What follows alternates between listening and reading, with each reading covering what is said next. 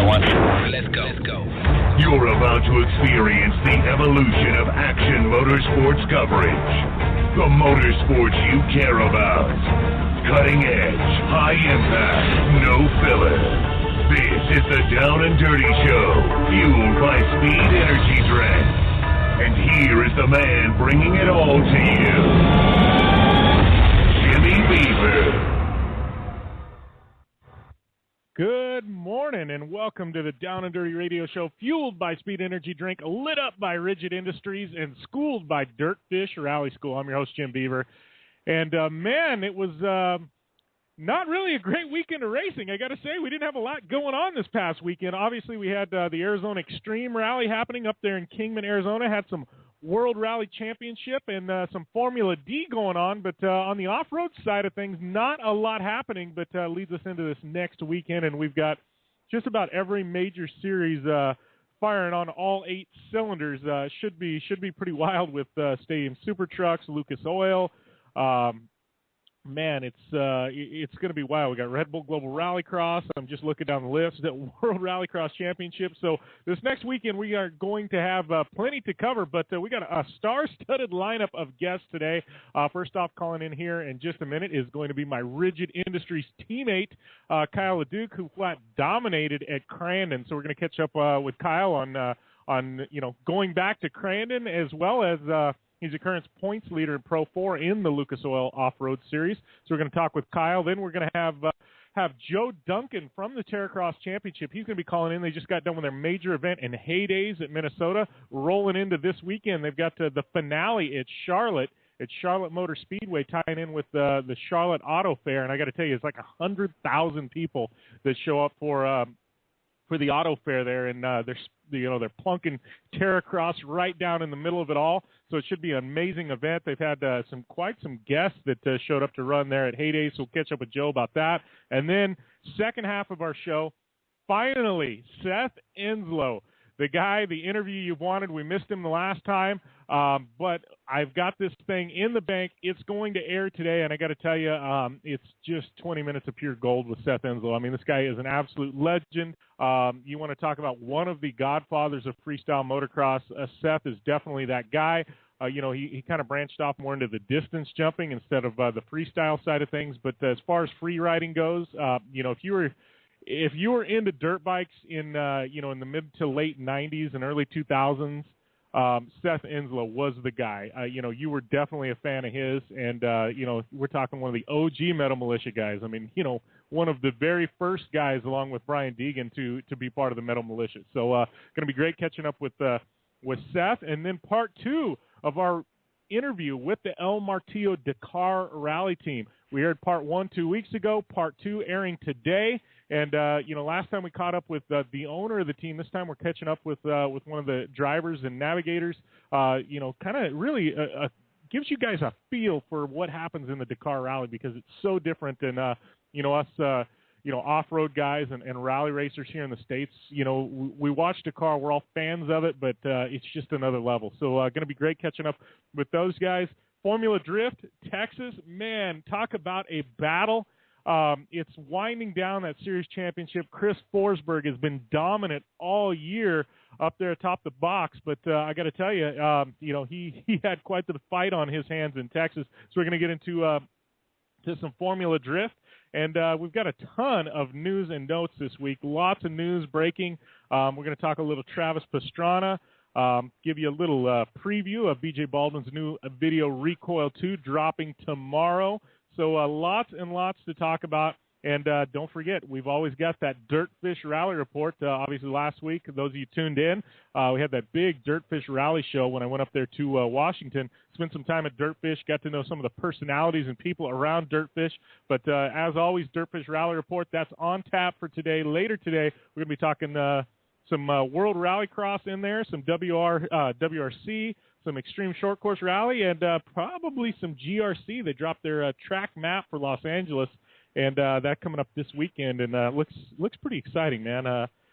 Definitely similar but different layout than they've had in recent weeks. So should be fun. On my front, man, I got to tell you, it was a long weekend. Somehow Friday night I threw out my back, and Yeah, I was in limp mode all weekend long. Thank goodness Sunday, our friend that's also happens to be a chiropractor, wrenched on me a little bit and got me squared away. But I got to tell you, I am pretty sore sitting here doing radio today. So if you hear any grumbles or ouches or I just pass out on air, you'll know why. It's because my back's in pain. But we're gonna grind through it today, and we've got a great show on tap with some amazing guests. And, looking forward to this next coming weekend. It seems like about every month or two there's one weekend and everything is loaded. And it's definitely this coming weekend. I'm looking at it going Lucas Oil, Stadium Super Truck, Sand Sports Super Show, Terracross, Global Rallycross, World Rallycross Championship. I mean, it doesn't get as stacked and loaded as, as this coming week. And then follow that up, we got Rigid Desert Challenge. It's just, GRC from Dirtfish. We got a wild couple of weeks coming up, and we're also going to be talking about Straight Rhythm, the new Red Bull race. They're doing actually going to be at Pomona same time as the Off-Road Expo, but Straight Rhythm, probably something I'm even looking more forward to than the Monster Energy Cup. And those of you who don't know what Straight Rhythm is, we will definitely get into that here in just a little bit, but. Straight Rhythm, something Red Bull. They like to think outside of the box, and all of us, all of us appreciate them for it because Red Bull just doesn't put on a race or an event. They go over and above and do something so far out of the box that it's one of those why didn't we think of that? But you're just your mind doesn't think the way the way that the people at Red Bulls do, and. That Straight Up, if you don't know about it, you need to pull up the videos before we start talking about it on air, and it's going to be fun. Not only that, but we've got lots of news and notes today. Maybe get into some Q&A later on in the show. If you guys want to, want to shoot me your questions at JimBeaver15 on Twitter. Those of you tuning in on our chat board, you can always ping me right there. And you never know when we're going to do a trivia giveaway, anything else. So you definitely want to have that Twitter feed up on your computers and ready to rock. Because last week we surprised everybody, started giving away some Dirtfish sunglasses and sticker packs and everything else. So you never know when those are going to come up. So those of you that listen live, you've got a hand above everybody else. That's for darn sure. So man, I don't know what to tell you. I'm just excited about this show. And Seth Enslow, I got to tell you, this guy, it's definitely a fun interview. Definitely looking forward to getting to that here in just a few minutes, man. It's going to be wild. And then next week's show, we're going to have making his Down and Dirty radio show debut, Bucky Lassick. Those of you skateboarding fans know him from there. Those of you rally fans know him from there. But Bucky, I've had him on GRC Live Radio in the past, talk with him. He's also a Dirtfish athlete. We're going to have Bucky on air. David Higgins is going to make his, I don't want to say GRC debut because he's run there in the past, but his 2014 GRC debut. We're going to have David Higgins on air. And we're also going to have Ballistic BJ Baldwin. We're going to get a little ballistic on the Down and Dirty Radio Show next week. We're going to have BJ Baldwin and Brian Scotto from the Hoonigans.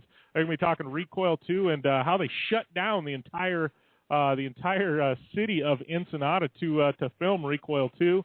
So that should be fun. And then also going to have Marty Fioca chiming in. He's been traveling ever since Crandon around to all kinds of events and tire launches and everything else. So we're going to catch up with Marty Fioca and find out what's happening in the world of off-road, because if it happens, Marty generally knows about it. So right now we're going to we're gonna skip forward and jump right into some Formula Drift results from Texas. The Formula D guys doing battle in Texas at Texas Motor Speedway. It looks like we're not going to get to some Formula Drift results. Looks like we got Kyle LeDuc calling in. So let's catch up with. How's everything going, Kyle? What's up, man? Everything's good. Everything's good on your end. I know it's good on your end, man. You took home $45,000 a couple weeks ago. Oh yeah, that was no big deal. Yeah, but let's talk a little bit about Crandon. I mean, $45,000. I mean, that's such a first. I mean, in a program like yours, obviously you've got some great sponsorship with guys like with companies like Monster and Toyo. But I mean, $45,000 that definitely helps out your cause. You're one of those teams that you're still on a budget, even though you've got some great sponsors. That definitely is gonna go a long way for your program, right? No, any bonus. I mean, we had Lone Mart put up $5,000 to win at Glen Helen a while back, and you push hard to win any extra money. And I like doing a lot of my sponsorship stuff based on performance bonuses, so that way when you do good, it pays. So it's definitely a good thing to get money. Everybody looks at it like, man, it's $45,000. What are you going to buy now? It's more of just like, I don't know, a big way to pat yourself on the back when you do good. You get a check, and that's hard to do at most races. But sometimes at Crandon, those boys pull some strings and they get some big purses. I won $40,000 5 years ago at the 40th anniversary, and now I won 45. So it's pretty cool to go back there to Crandon and win, and they respect what you do to push hard, and they pay you for it.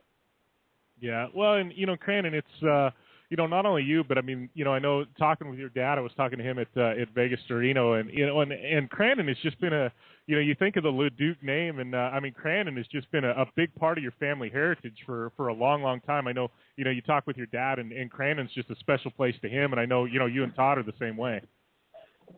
Yeah, man, I've grown up at that track, and it's a track that we used to drive, halfway across this country every other weekend. Like back when we used to race back in Core, it was, you raced in Michigan, you raced in Wisconsin, you raced in Kansas, and it was just nonstop driving. And now we're all spoiled because we got to drive 45 minutes to Glen Helen, and then we got to drive all the way to Wisconsin, and it's like such a nightmare. But it's so worth it when you pull up and see the Crandon sign and just the barn and everybody, packing the stands. Like it's like no other. There's a lot of awesome tracks out here, but just the fan base and the way just the track is laid out and set up, it's pretty epic. There's no way to really compare it to anything right now. Yeah, and going back there, I mean, obviously you've been concentrating on the Lucas Series a lot, the past couple of years, but it's got to be exciting to you to go back there. I mean, and bang doors with guys like Reeves and stuff. You're not really racing against on. Yeah, I haven't raced with Johnny in a while, and all those guys really, Scott Douglas and Cheney, and so it's been a couple of years, so we weren't really sure, East versus West. You're not really sure how you're going to size up, and I felt we had a really good car, or else I wouldn't have even gone. So it was good. We had a bad weekend in Reno. We broke a lot of parts and stuff like that, but we made it to Crandon and pulled a lot of strings with Weissman and X-Track, and Pro Power helped out with a different engine package, and it was just everybody came together to pull strings. And my dad was there, and Todd was there racing, and so it was a pretty cool, fun family event. We went into town and had breakfast, and just during the parade, and just the whole atmosphere was pretty fun to go back there and do again. And it's something I hadn't done in a while, and I feel like I should do it every year, but budget permitting, we'll see how it goes. Yeah, for sure. Well, that's one thing I've always, loved about you and your dad and your brother. I mean, obviously you guys are concentrating more on the Lucas Series. I mean, it's in the Southwest. It's easy and accessible, but, a lot of guys in short courses, like they draw a line in the sand, and you're either a West Coast Lucas guy or you're a Midwest Torque guy, and your family's kind of, you've been open to everything. Hey, we're short course drivers. We're not a Lucas guy. We're not a Torque guy. We're just short course drivers. Yeah, I mean, we started racing Torque when it first kind of arrived, and we designated ourselves to that series with our sponsors, and then we came out here and did a couple of Lucas events and kicked butt. So then the tables kind of turned, and we ended up coming out here on the West Coast, and now we go back there and play. So it's definitely a little bit different. But yeah, there's no line in the sand. There's no I have to be here and I can never go there. I have a lot of cool sponsors that are not so one-directional and allow me to go and race at different events like the Huseman Cup or Crandon and stuff like that. And, Ultra Wheels helped out a bunch for me to go back to Crandon, and so did King Shocks and Rigid Industries, and obviously Monster and Toyo and all of them helped out as well. But it was a small little amount that I was able to go out there and gamble. You know what I mean? I gambled on black and green, and we came out winning. So it was a gamble. You can go there and blow an engine and lose a lot of money, or go there and win it all. And I went there to try to win it, and it worked out pretty well. Well, I got to ask. This is a little side off topic, but I know obviously you mentioned Rigid Industries are big sponsor of yours, big part of my program, and I know you in the past. I mean, you've been racing for a long time, and Rigid's come into the picture with LED lights and this technology, and I've tried to tell people about it. The traditional round light users, so to speak, and with HIDs, and they just don't get it until you actually get in a vehicle with LED technology. How do you feel about the product? Because you've done both too. Yeah, like I ran with my dad's Class 8 for years with the Circle HIDs and all that kind of stuff, and obviously it all works very well. But we went over to Rigid a couple years ago, and they sent us some light bars for our UTVs and our trucks and this and that. I'm like, wow, these things are sick. Like I've never used a Rigid light bar or a LED light bar before, so. We got it. We set it all up in the shop. I wired it all up to a battery, and I was expecting this big old square beam of, pretty bright light. Well, we plugged it all in and aimed it at the wall, and it actually made a circle that was stupid bright. I was like, wait a minute, how is a 48-inch long light bar making a perfect circle on the wall? So I don't know what they've got figured out, but it's definitely pretty amazing technology to be able to do stuff like that and make it all work and super bright and super sleek so it doesn't take up all your windshield. And no, I think the LED stuff is out of control. It's good. Yeah, it's pretty wild. Well, talking about out of control, man, I got to tell you, your Lucas series thus far, it's been pretty off the hook for you. I mean, what is it, 9 out of 9 for 12? You may have to correct me. Had a pretty damn good season in Lucas Oil. Yeah, we did. We've done nine this year and 8 in a row. So it was, it was a good run. I was hoping we could finish the season off with all the wins. Just to stay consistent and try to put something in the record books. But we went to Reno and just had some minor part failures that just put us off the back. So it's kind of a bummer. We have all the trophies lined up at the shop, and it's. There's all number ones across the top and a bunch of fast laps from the race and stuff. So it's pretty ridiculous to be able to go out, weekend after weekend and just be able to beat those guys straight up. So it's been fun and incredible to say the least, for sure. Yeah, it's definitely been a crazy year for you. I know coming up this weekend, Vegas, and then a couple weeks after that, you've got Elsinore. So kind of tell us, what's the strategy for the next two? I know obviously you're in the points lead right now. Got a pretty big cushion, but just go out and try and win the rest, right? Yeah, I mean we have to be a little smart. We can't. I wouldn't say we can't go for broke, which is kind of what I like to drive like, but we definitely want to make a statement and try to pick up the rest of the year with 3 more wins, which would give us 12 on a year. That's pretty retarded. that's big numbers, man. But that's high expectations. But yeah, we definitely want to win this championship. So to get that again, this would be our second year out of 3 with Monster with the championship. So definitely want to be able to pull that off. So whatever we got to do to make that happen. Vegas is a pretty simple track, I would say. It's got some lefts and rights and some gnarly obstacles, but nothing that's super control that everybody kind of worries about. But Elsinore is kind of a no-holds-bar, high horsepower, big air track that we all love racing on. So if we can get through Vegas pretty well with a decent points lead, then all we got to do is drive around to Vegas or at Elsinore and win the thing. So that's our goal at the moment, to just go out there and do whatever it takes to stay up front and to stay competitive and win a championship too. Yeah. Well, and talking about your Pro 4 program, obviously, this Pro 4 you've had for a couple of years now, and I mean you've got this thing dialed. I know you've got the new truck being built. You're going to try and debut that at the beginning of next season, or are you just going to hold off because obviously this truck is lightning quick as it is?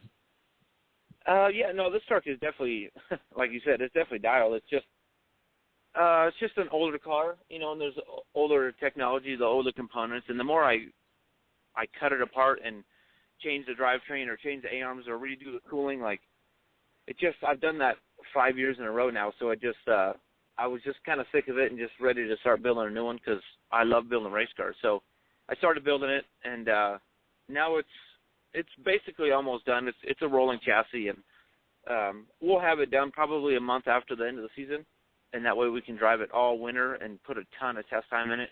And it'll have the same drivetrain essentially as the truck we race now, so it should be the same speed, just a little more reliable parts and lighter parts and a lot lighter car and better packaging and all that shit. So I think it should be a lot better. Well, and I think a lot of people on the outside don't realize, I mean, your truck, obviously you've had it for a couple of years now, and people see it dialed and they see you show up every race and it looks the same, but what people don't realize, I mean, since you've built it, I mean, it's undergone, adjustments and new parts and, relocating geometry and things like that since the beginning so you can stay on top. And I don't think a lot of people realize the development that you put into a truck like that. Yeah, it's kind of hard to see, it's got the same body and the same stickers and it all looks the same, but, I've gone everything down to cut the whole front off, cut the whole back off. I built that truck in 2008, and every year it's just gotten highly modified. We put way, super lightweight suspension components on it, for unsprung weight, and then we, created all new bodies for it and new transmission. Yeah, like you said, dude, you just start over. So it just gets to a point where you're like, man, I don't want to cut this thing all back apart. I'd like to, put it up for sale or make it available to somebody that could purchase it so that way, it's still out there racing, out there doing well, and I can fund to finish my new truck. So I'm pretty pumped about it. It's just,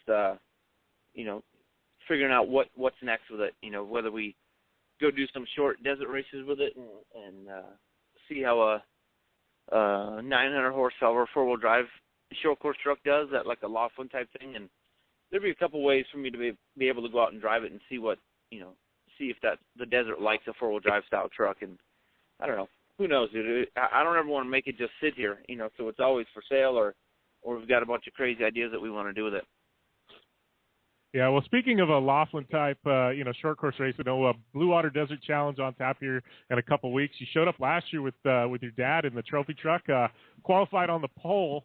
Any chance we're going to see you in that truck, one of the events this year or maybe next year? I know you said you and Todd both, and your dad's been pretty open. He wants to get you guys in it and kind of make it a family type ride.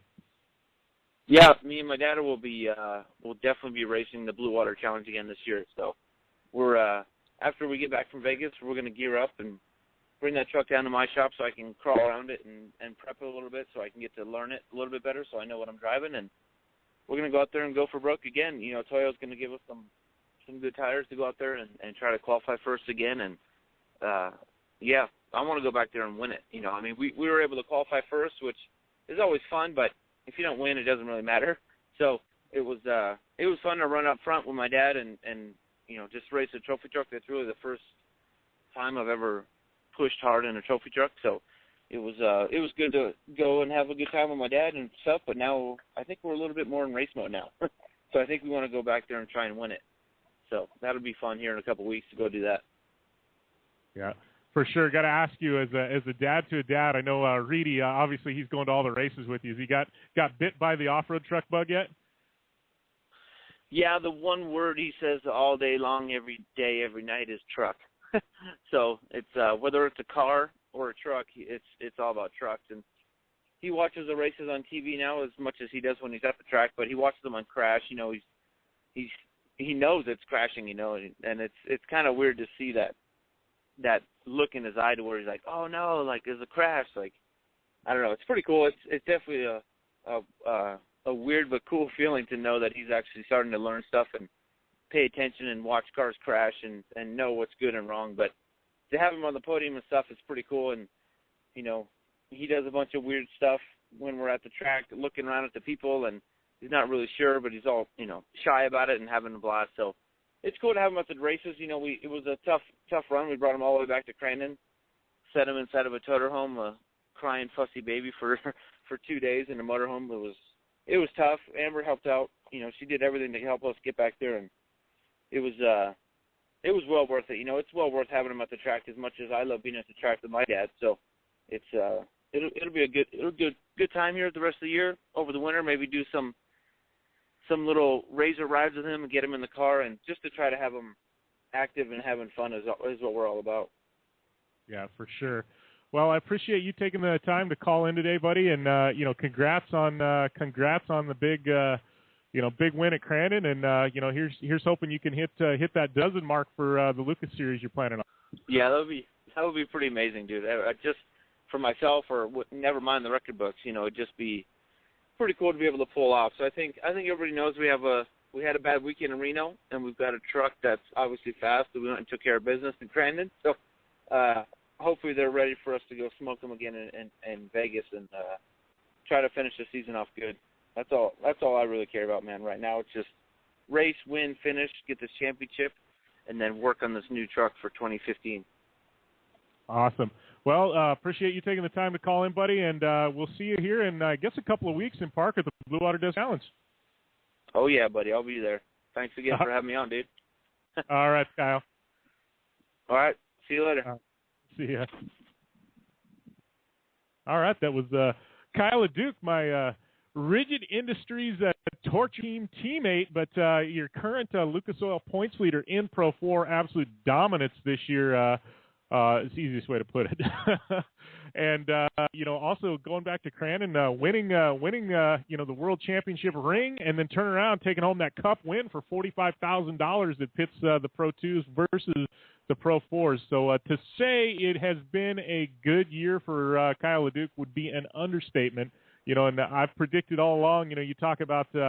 You want to talk about Dirt Sports Driver of the Year. Dirt Sports always doing their award at the end of the year. And you tell me, I don't think there's anybody better that could be the Dirt Sports Driver of the Year. I mean, just dominance on Kyle's part, it's just crazy. I mean, this guy is on fire this year. Nobody's had the year he has. I mean, like you said, it's just ridiculous to think that, he could have a dozen wins, at the end of this season. But it definitely could happen. And then you heard it. He's going to be running Trophy Truck, Blue Water Desert Challenge here in a couple of weeks in Parker, Arizona. So looking forward to doing battle with Kyle and Kurt once again in their Trophy Truck. And super to have him out there. And I think it's what Kurt's doing. Built this Trophy Truck. Obviously, Kurt's fixing it. I know Todd jumping in the seat. He ran it Todd ran it at Reno with Kurt.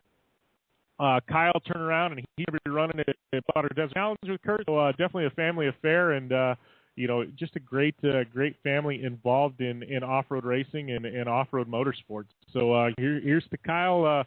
Winning a few more before the end of the year and hitting that magical number of 12 short course wins in the Lucas Series. So great having him on air. We are going to take a short break, and when we come back, Joe Duncan with the Terracross Championship. He'll be calling in. We're going to be talking Terracross. They've just got done with heydays there in Minnesota, rolling into Charlotte at Charlotte Motor Speedway this weekend. So next up, Joe Duncan with Terracross. Stay tuned to the Down and Dirty Radio Show, fueled by Speed Energy Drink, lit up by Rigid Industries, and schooled by Dirtfish Rally School.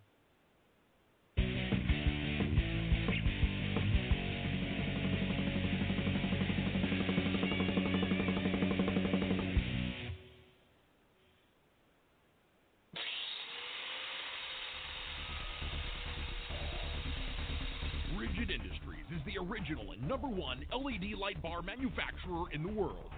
Torture tested by some of the best drivers in motorsports. Rigid LED lighting products use cutting-edge technology and can stand up to the harshest conditions Mother Nature can dish out. Designed, engineered, and assembled in the United States, Rigid LED lighting is the only choice for your off-road vehicle or boat. Find out more information on the entire line of Rigid Industries LED lighting products at www.rigidindustries.com.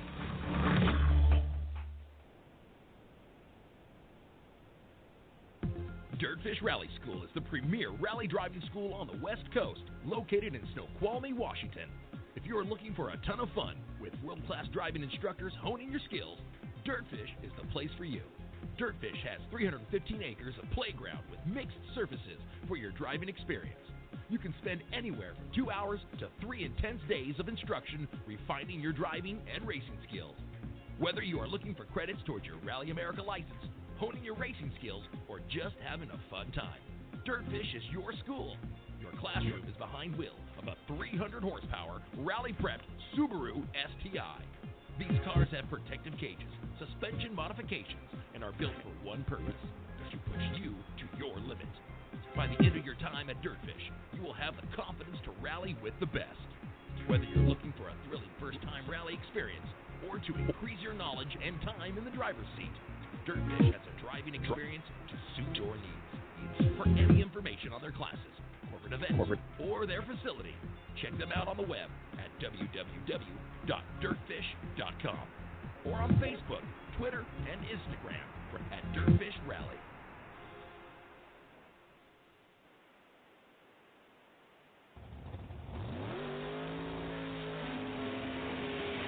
Very few companies can call themselves an industry leader. Racetech Seats is one of the few. It doesn't matter if you race off-road, rally, touring cars, sprint cars, drag racing, or boats. Chances are, Racetech Seats have a seat that will keep you safe, secure, and comfortable, allowing you to concentrate on winning. Racetech Seats meet and exceed the FIA crash test standard, are Hans compatible, flame resistant, and offer full containment, meaning you can race knowing you are protected by the best. More information can be found at www.racetech-usa.com. That's www.racetech-usa.com. Racetech Seats. Our passion is keeping you safe.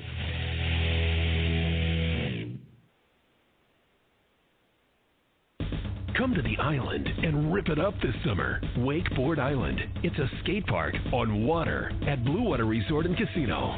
Check out the two-tower cable system that pulls you and your board over the water. No boats to watch out for, no fumes. Wakeboard Island is open to all skill levels with an open center section for beginners and for trick riders, a double side kicker in a 60-foot flat box. Wakeboard Island, the best ride this side of the Rockies, adjacent to the River's Edge Cantina at Blue Water Resort and Casino on the Colorado River in Parker, Arizona.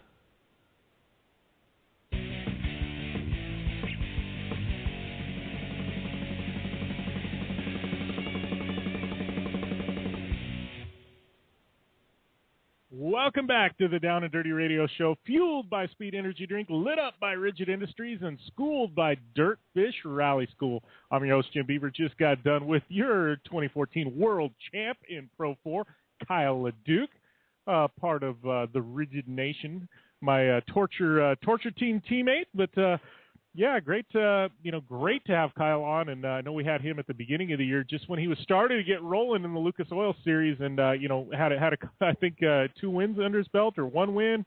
I can't remember how that worked, but yeah, I think he went 1-0 or 1-1 at the first race of the year. I guess 1-1 and lost 1, but hadn't had many losses since then. And great catching up with him, and super stoked to see him back in the desert at the Blue Water Desert Challenge. Part of the Best in the Desert series here in a couple of weeks. That's my next race in the trophy truck, and then obviously Kyle coming to town. And tell you what, this race is blowing up. It was one of those 4 or 5 years ago. Started out and didn't have a huge amount of entries, but since then things have been steamrolling, and it's definitely getting some traction and getting a lot of entries. So definitely stoked on that. Up next on the show, calling in here in just a few minutes, we're going to have Joe Duncan with the Terracross Championship. He's going to be calling in from Charlotte, which is home to the final couple of rounds for this year's Terracross Championship, running at the Auto Fair there in Charlotte. 100,000 people in attendance over 4 days. Terracross putting on a race right smack dab in the middle of it, and it should be awesome. I mean, what a way to take off-road to the masses. This major event, the world's biggest auto fair, they call it, and to put an off-road race right in the middle with with these awesome Polaris Razors should be an off the hook event.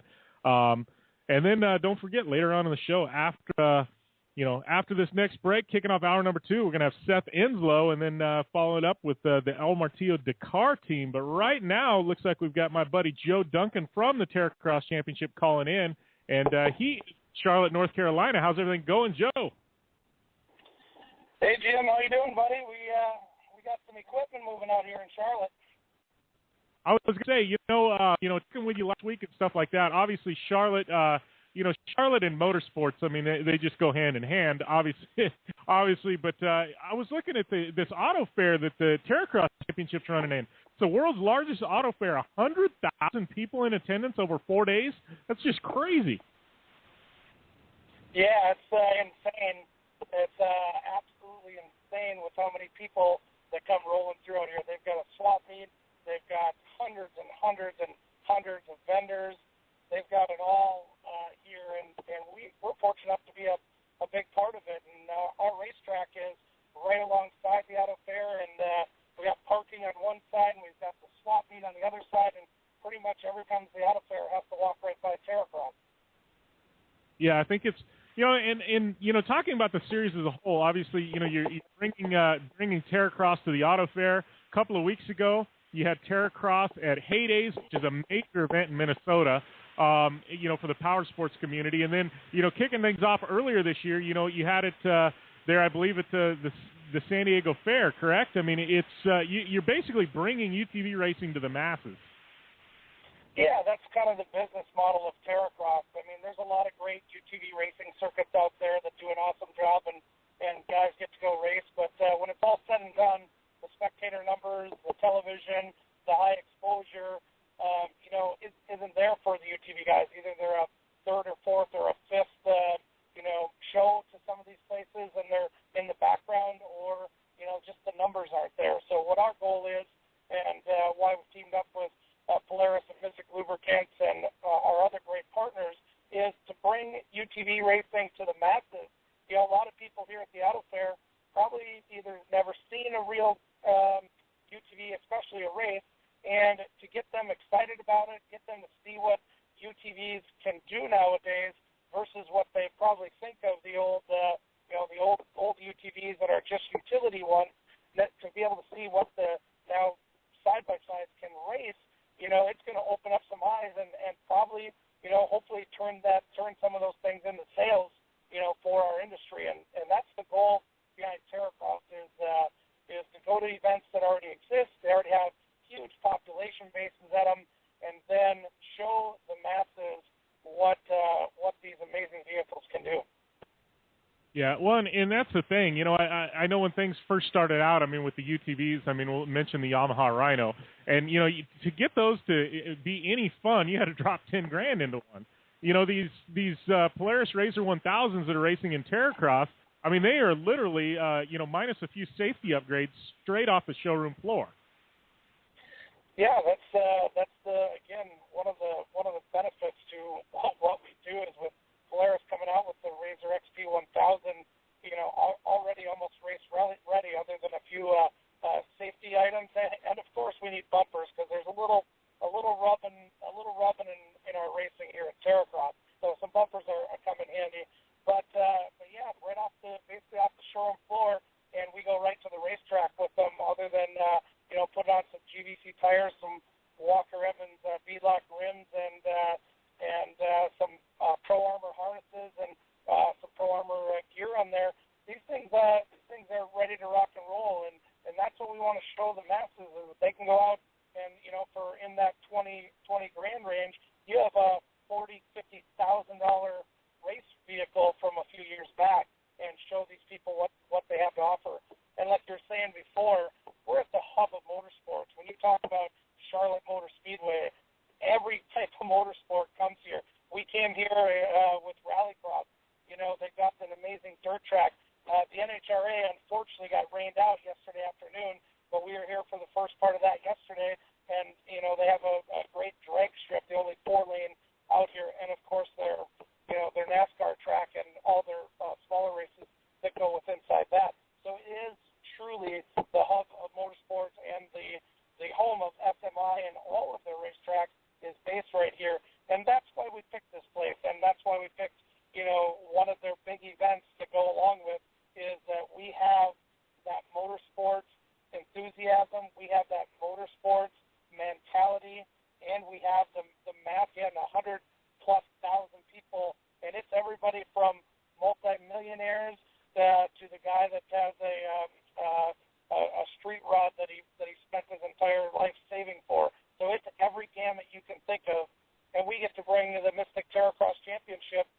right to their front door, and everybody that walks by is going to be able to see these machines on display, see our racing right out here in front of them.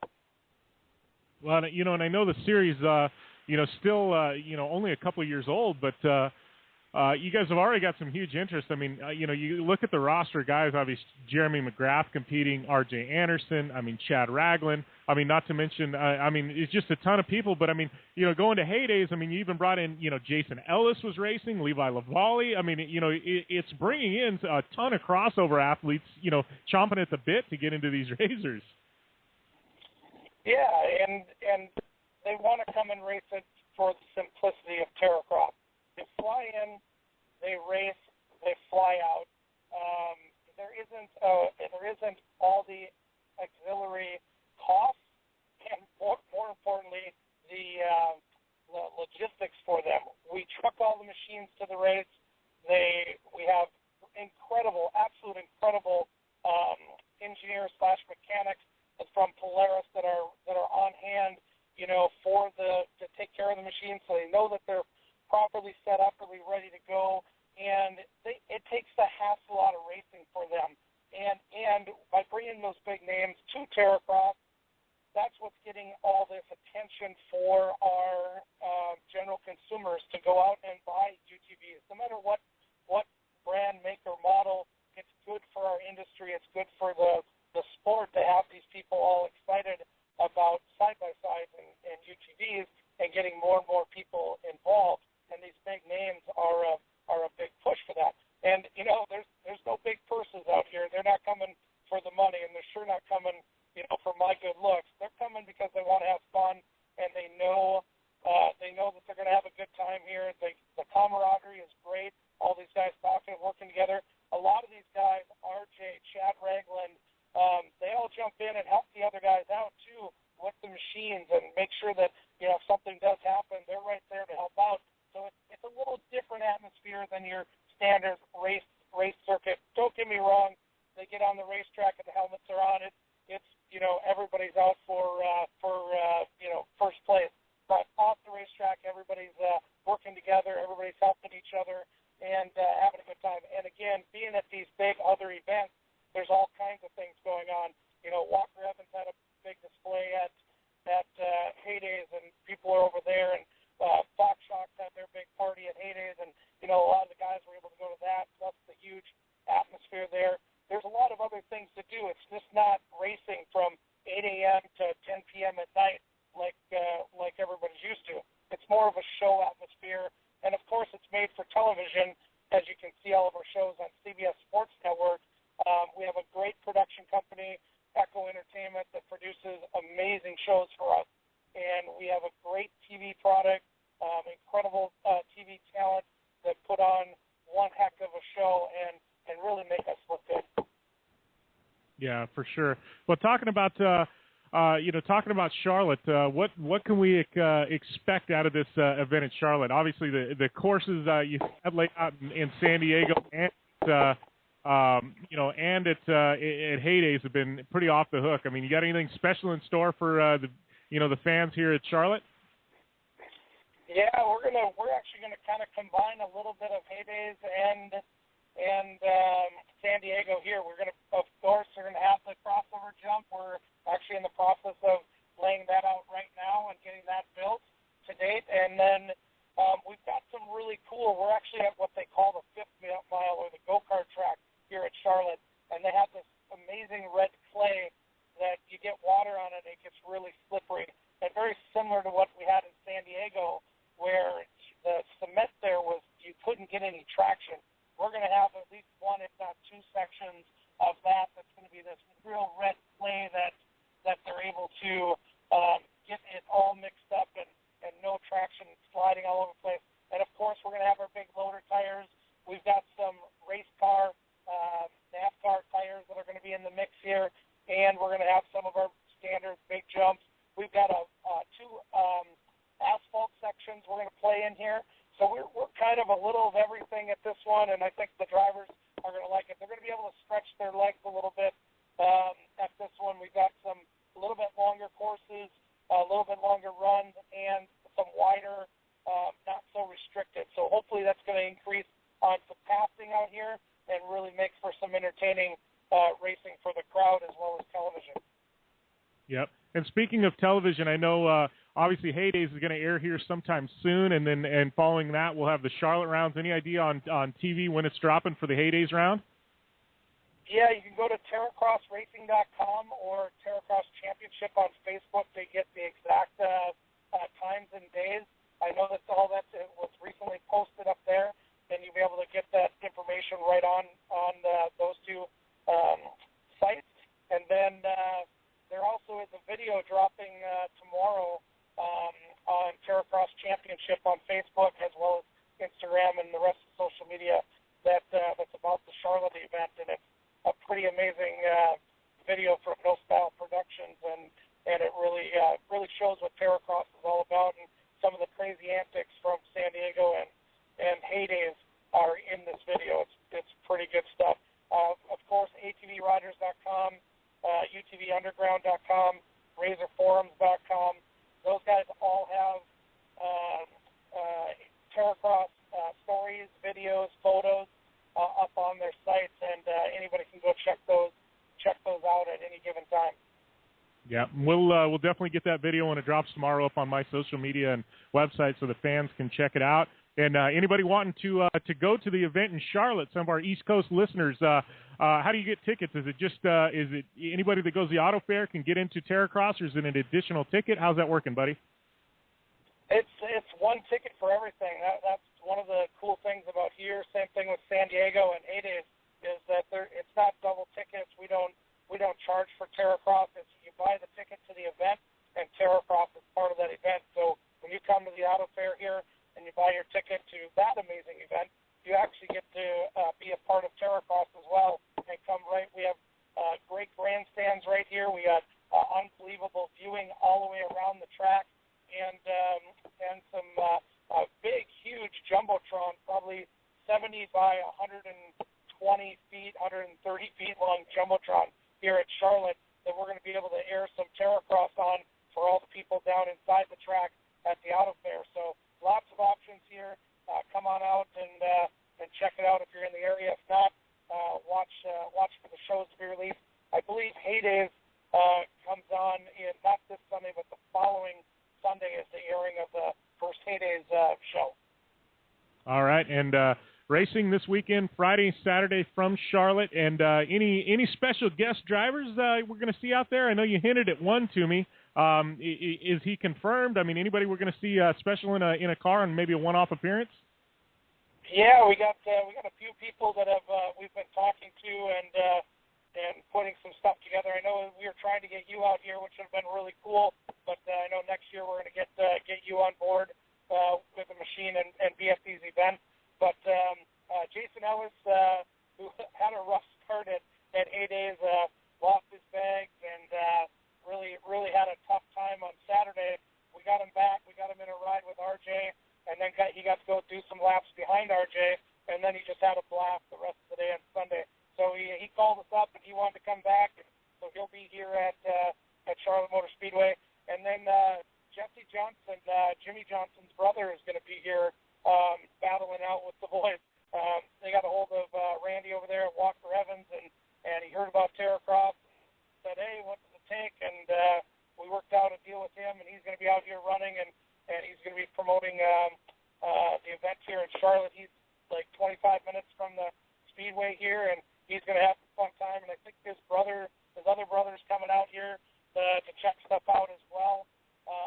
And they'll come out and have a good time, and he's talking about things for the future as well. So we'll see how that goes and comes out and has a great time. Awesome. Well, I appreciate you taking the time to call in. I know you are knee deep in getting a course built there at Charlotte for this event, and getting things all ready to roll later this week. But we will definitely talk soon, my friend, and have a great weekend of racing. Thanks, Jim. We'll look forward to talking to you after the event, and we'll catch up soon. Yep, sounds good, buddy. All right, thank you. All right, thanks, Joe. All right. All right, that was Joe Duncan with the Terracross Series. They're in action at Charlotte Motor Speedway. Like I said before, if you're in the Charlotte area, get out there to the auto fair. It's not just Terracross racing. Auto fair, huge, there's swap meet, there's car shows, everything. Like I said, 100,000 people over 4 days in attendance last year at Charlotte Motor Speedway. It's in the infield at Charlotte Motor Speedway. Terracross racing, they are, they're going to be doing battle right there. Sounds like Jesse Johnson, he's going to be making a one-off. Jason Ellis is back. Star-studded cast of racers for the Terracross Championship. Looking forward to that, and check their website for TV listings from heydays where we had Ellis and Levi Lavallee, battling it out. So, always fun with the Terracross Championship. Before I think it was before Kyle, before Joe Duncan, we were going to get to some results for Formula Drift, and I think we're going to get to those now. So how about that? Formula Drift in action at Texas Motor Speedway, and it was a battle. Don't forget, I think Chris Forsberg perfect thus far with podium finishes. Through 5 rounds, he's had 5 podiums, so looking to keep that alive as this championship winds down with round 6 and 7. But I got to tell you, he couldn't do it. He made that final 4, but he couldn't make it to the final battle. Frederick Osbo ended up taking home first place. Those crucial points. He's nipping at the heels of Chris Forsberg. Now we got Aramis Backus in second, and third place went to Forrest Wang. So it's a great one. Forsberg in fourth. Looks like battle before that in the grade 8. Forsberg and Turk doing battle, and Forsberg knocking his Drift Alliance buddy Ryan Turk out of it, and then trying to catch up with Gittin, and he was knocked out by Backus in the final 8. So definitely a few upsets. Just looking down this, I mean, Pollock getting knocked out in the second round. Essa knocked out in the first round. Nishida knocked out. Dago Sato knocked out by Turk. Great weekend for Turk. He had some struggles this year, but it was all Frederick Osbo grabbing those crucial, much-needed points in this championship if he's going to make it a battle against Forsberg. So Chris Forsberg, now your points leader, still your points leader, 493 points. Osbo making a big jump, 467 points right there, nipping at Forsberg's heels. We got Von Gittin in that third spot, quite a ways back, well over 100 points back to Osbo. And we've got Backus, trying to make a play at Von's third spot there with 328 points. So at this point, man, it's down to Osbo and Forsberg. Who's it going to be? Irwindale. A couple of weeks. They're gonna finish things off October 10th through the 11th at Irwindale Speedway. Moving up to Pro 2, not moving up, but moving back. Got to tell you, one of my favorite things about Formula Drift is creation of Pro 2. So you get these amazing drift guys that maybe don't have the budget or aren't ready to make the step to pro. They can do battle, and it's allowed guys like Nate Hamilton, who finished second, by the way, to be competitive, get out there, get publicity, get on the live stream. He struggled making the top 32 in the open class or the pro class, and he's always struggled. But now with this Pro 2, he's sitting here and he's taking podium after podium and getting that experience, and so he can make a move to say the pro class.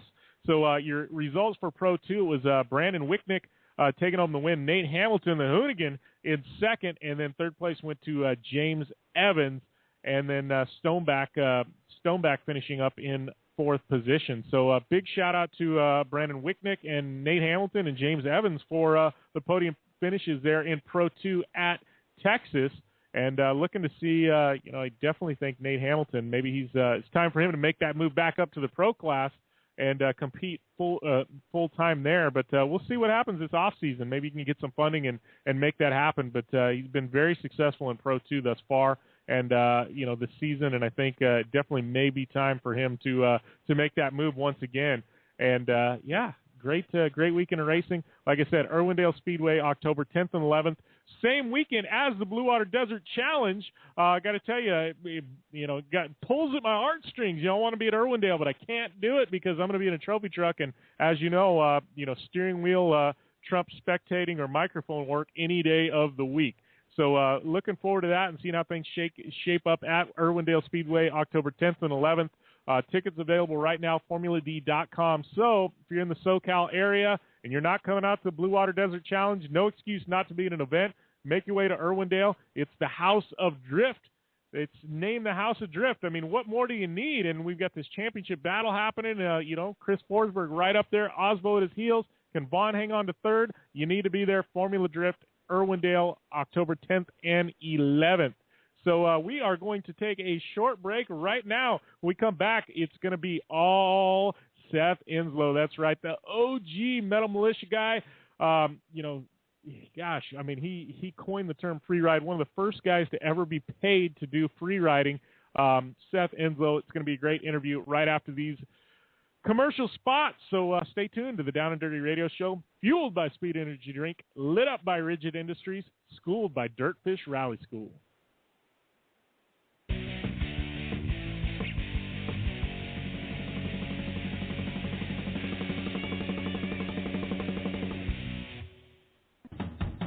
Looking for a new Ford F-150 or Super Duty and tired of haggling with dealers on the price? Parker Motor Company has the solution for you. Now until September 30th, our price is your price. That's right, every Ford F-Series in stock is now priced at invoice, and you'll even get to keep all the rebates and incentives. No more negotiations, just pick out your truck and drive away. Only at Parker Motor Company, your award-winning hometown Ford and Lincoln dealer in Parker, Arizona. Come to the island and rip it up this summer. Wakeboard Island. It's a skate park on water at Blue Water Resort and Casino. Check out the 2-tower cable system that pulls you and your board over the water. No boats to watch out for, no fumes. Wakeboard Island is open to all skill levels with an open center section for beginners and for trick riders, a double side kicker and a 60-foot flat box. Wakeboard Island, the best ride this side of the Rockies, adjacent to the River's Edge Cantina at Blue Water Resort and Casino on the Colorado River in Parker, Arizona. The #1 off-road and action motorsports radio show on the planet now has its own app. The Down and Dirty Radio Show official app is now available in the Apple App Store, Google Play Store, and Amazon Kindle Store.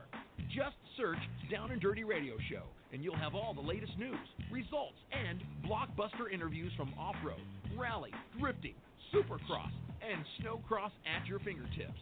Hours of interviews from the best drivers and athletes on earth, such as Travis Pastrana, Ken Block, Tanner Faust, Brian Deegan, Robbie Gordon, and Jolene Van Vliet are yours at the touch of a button. Download today and never miss an interview again.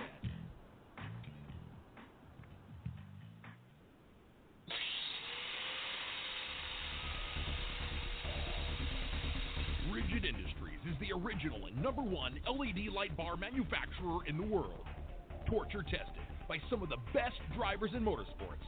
Rigid LED lighting products use cutting-edge technology and can stand up to the harshest conditions Mother Nature can dish out. Designed, engineered, and assembled in the United States, Rigid LED lighting is the only choice for your off-road vehicle or boat. Find out more information on the entire line of Rigid Industries LED lighting products at www.rigidindustries.com.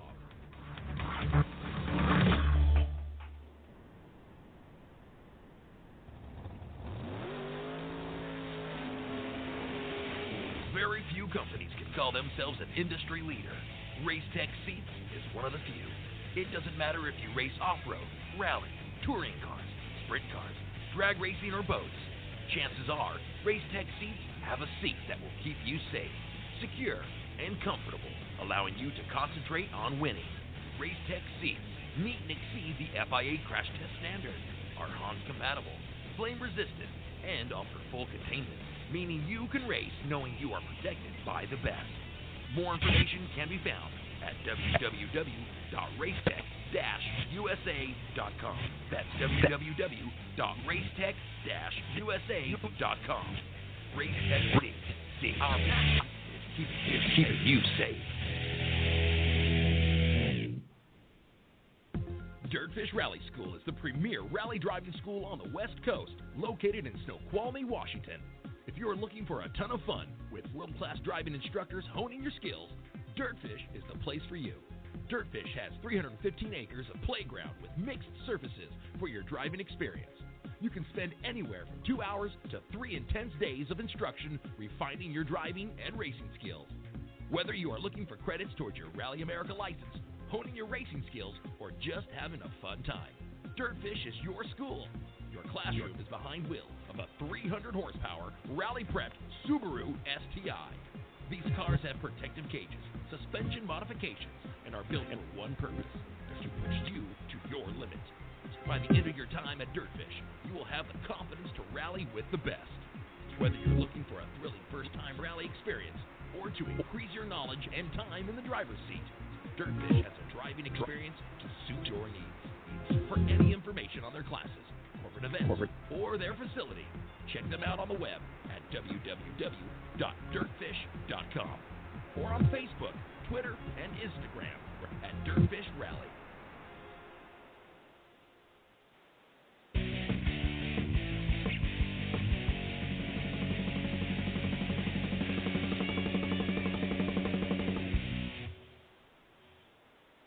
Welcome back to the Down and Dirty Radio Show, fueled by Speed Energy Drink, lit up by Rigid Industries, and schooled by Dirtfish Rally School. I'm your host, Jim Beaver. Just got done with Joe Duncan with the Terracross Racing Series, announcing that none other than Jason Ellis and Jesse Johnson will be in action there in Charlotte this weekend at Charlotte Motor Speedway, tying in with the Charlotte Auto Fair. That is some big news. Before that, we had Kyle LeDuc on air talking about his big Crandon win and World Championship ring and his current points lead in Lucas Oil. And, man, great first hour of the show leading us into hour number 2, and we're going to get to Seth Enslow in just a minute. But I've got to tell you, I tend to check Instagram, Twitter, and my email during the breaks of the show, to kind of keep up to date on some of the current events and stuff, and I get emailed stuff as we're on air, to put on air and things. So flip over to Instagram real quick, and good friend, Down and Dirty Radio Show family, Jolene Van Butte, she posts up this picture. Those of you that follow Pastrana, Nitro Circus, Jolene, Street Bike Tommy, the usual Nitro suspects. You'll know they're in the middle of filming this Action Figures, the movie. I think they did this triple backflip on a mountain bike not too long ago. So they're building this roll-in, and I guess it's for BMX.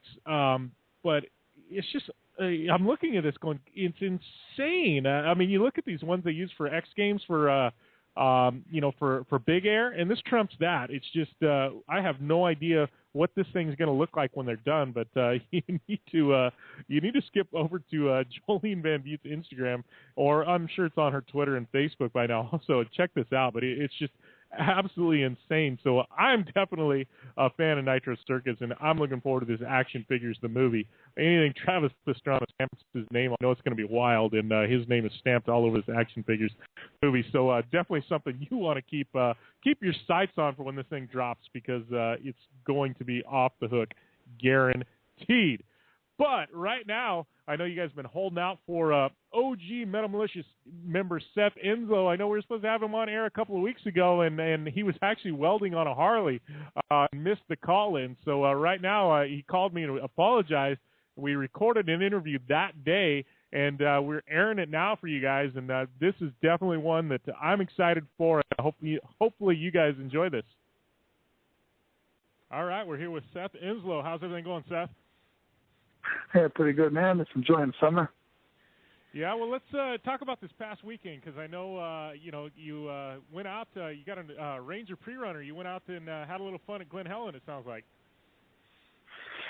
Yeah, Dana Nicholson, he's been building the trophy truck the last few years, and he's finally got it all finished up, and he was going out there to Glen Helen, and he invited me to go out and race with him a couple weeks ago. I've never raced my truck before, so it was kind of a last-minute panic to get the thing ready to go. The motor wasn't running too good last time I took it out, so I brought it to get the motor fixed, and I don't know, didn't really fix it. Got out there, and they kept fouling plugs and running on not all the cylinders, and it just didn't have the power to get out of its own way. But suspension worked all right. It was all right, but just didn't want to climb the hills and just need to get some more power out of that thing. So I'm looking at getting a cam and the head work done and the new top end, and just trying to get some more power out of that 302 I put in it.